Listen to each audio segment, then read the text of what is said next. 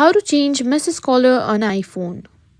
In today's video, I'm going to show you how to change the message caller on your iPhone. You may have some seen colorful text on iMessage and all wondered how to get it on the phone.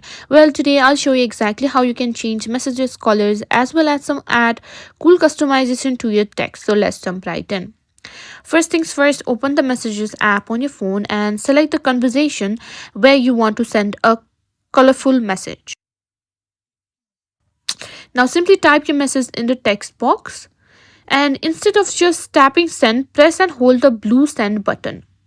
Now you can choose various effects from the bubble like slam, loud, gentle, invisible ink that alter the way your message appears.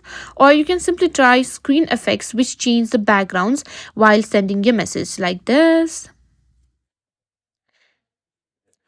And simply choose whichever you prefer. You can also use various third-party apps for colorful text, but this is the most legit way. And that's it. That's how you can simply make messages more fun with bubble or screen effects in your iPhone.